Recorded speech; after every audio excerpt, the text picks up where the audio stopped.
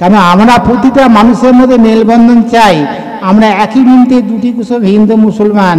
আজকে আমি অসুস্থ, আমার 3টে অপারেশন হয়েছে, কিন্তু দেখা যাচ্ছে যে ভারতের এই অপারেশনের ক্ষেত্রে আমাদের প্রতিটা ইসলাম ভাই আমার পাশে পৌঁছে গেছে এবং সুন্দরভাবে আমাকে অপারেশন করিয়ে আবার সবার পাশে আমাকে ফিরিয়ে দিয়েছে। আমি চাই যে আমাদের মধ্যে স্বাধীনতা পূর্ণ বজায় থাকুক এবং আমাদের জনাব সিদ্দিকুল্লাহ চৌধুরী ওনার সঙ্গে ভারতের প্রতিটা প্রান্তে, মালদহ থেকে কুচবিহার থেকে প্রতিটা জেলায় জেলায় আমরা ঘুরে বেড়াই। কিন্তু কেন ঘুরে বেড়াই না, আমরা মানুষের মেলবন্ধন চাই, মানুষের সুখ শান্তি চাই। একটা হিন্দু মানুষ যদি অসুস্থ হয়ে পড়ে, তার জন্য যদি ব্লাড প্রয়োজন হয়, একজন ইসলাম ভাই সেখানে ব্লাড দেয়। আবার ইসলাম ভাই যদি অসুস্থ হয়ে পড়ে, হিন্দু ভাই তাকে ব্লাড দেয়। তাহলে আমাদের রক্তের সম্পর্ক এক, আমরা ভাই ভাই, আমরা একই মিনিটে দুটি কুসুম হিন্দু মুসলমান। আমরা প্রতিটা ভাইয়ের মধ্যে একত্র মেলবন্ধন হয়ে থাকতে চাই এবং আমরা চাই এই জমিয়তওয়ালা বাহিনী প্রতিটা এলাকায় জেগে উঠুক এবং তারা প্রতিটা মাদ্রাসাতে উন্নত সংযত করে সমস্ত মাদ্রাসাগুলোকে আরও বড় করে তুলুক এবং তাদের লক্ষ্য থাকবে একটাই, যে মাকড়সা না আমাদের এলাকায় প্রবেশ করতে পারে। যখনই প্রবেশ করবে আমরা একত্রে করিয়া কাজ নাহি যাবে নাহিলায়, সবাই মিলেমিশে যদি সেই মাকড়সার মধ্যে ঝাঁপিয়ে পড়ি তাহলে দেখা যাবে উনি আমাদের কিচ্ছু করতে পারবে না। ওনারা চাইছে যে আমাদের হিন্দু এবং মুসলমানের মধ্যে একটা বিচ্ছেদ ঘটিয়ে একটা বিবাদ কেটে, যেটা বাংলাদেশে গোটাতে শুরু করেছে, কিন্তু আমরা সেটা হতে দেব না। আমরা সবাই মিলে এই মেলবন্ধন সংযত করব। ওনার বয়স তখন খুব সম্ভবত 3 বছরের কাছাকাছি হবে। আপনি জানেন না বাপ মায়ের রং চেহারা কেমন।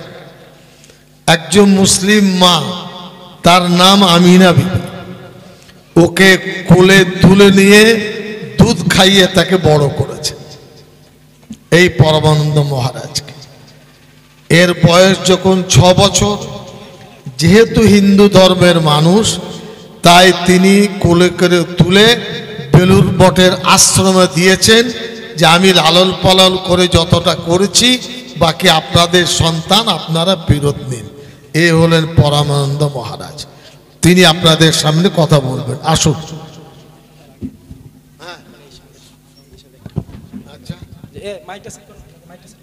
এবং ভারতের প্রতিটা মানুষের চোখের একটা নয়নের মণি হয়ে দাঁড়িয়ে আছে। আমি আজকের মানুষ নয়, আমি হচ্ছি স্বাধীনতা সংগ্রামী লোক। ভারতের স্বাধীনতার জন্যে ভারতের আজকে জমিয়ত বাহিনী যারা জীবন উৎসর্গ করে ভারতের মধ্যে স্বাধীনতা এনে দিয়েছে, সেই দলের মধ্যে আমিও একজন মানুষ।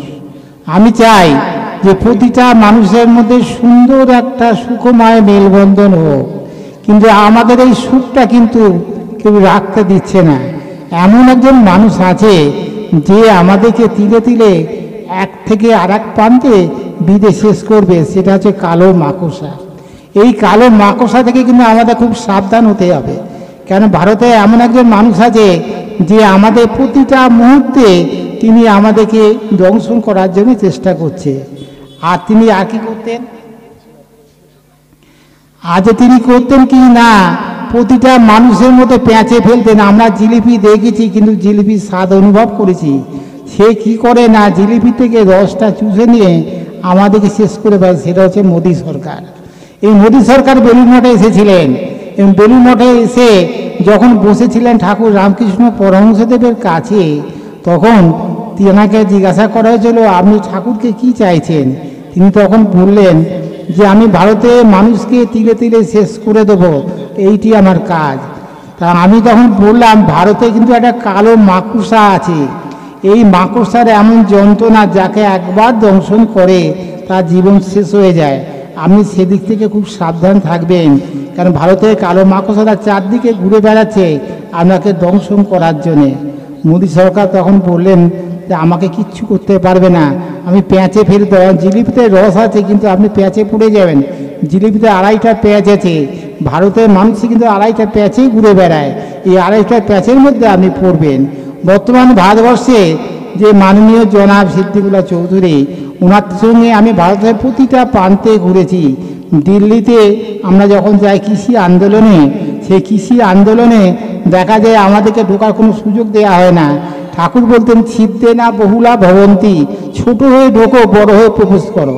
তা আমি সেখানে গিয়ে ঢুকে দেখলাম যে তারা কোনো মানুষের মধ্যে নেই।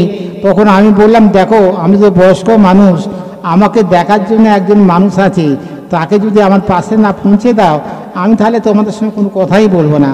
তিনি কে না, জনাব সিদ্দিকুল্লাহ চৌধুরী। এই আমরা ভারতের মধ্যে এই মেলবন্ধনে আমরা সৃষ্টি করলাম, কেন আমরা প্রতিটা মানুষের মধ্যে মেলবন্ধন চাই। আমরা একই মিনিটে দুটি কুসুম হিন্দু মুসলমান।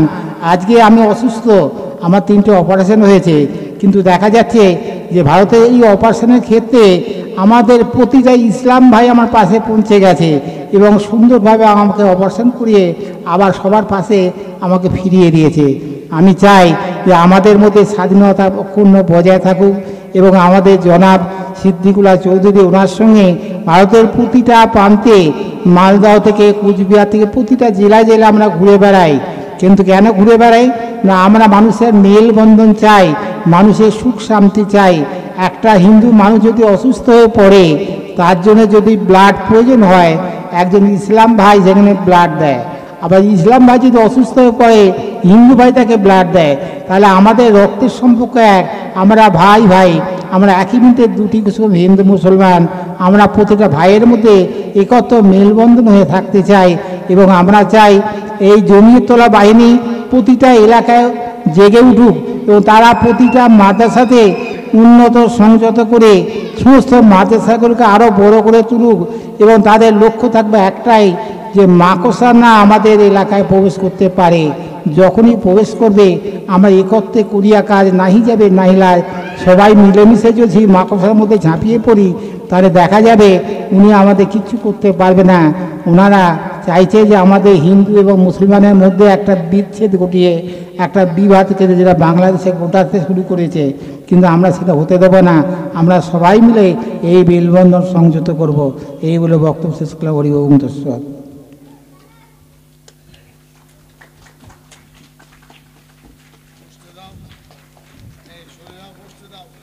অসংখ্য ধন্যবাদ মহারাজ পরমানন্দ মহাশয়কে।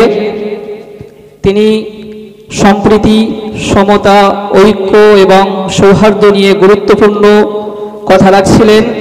তার উপস্থিতিও আমাদের সকলকে অন্তর থেকে অনেকটা জাগিয়ে তুলেছে।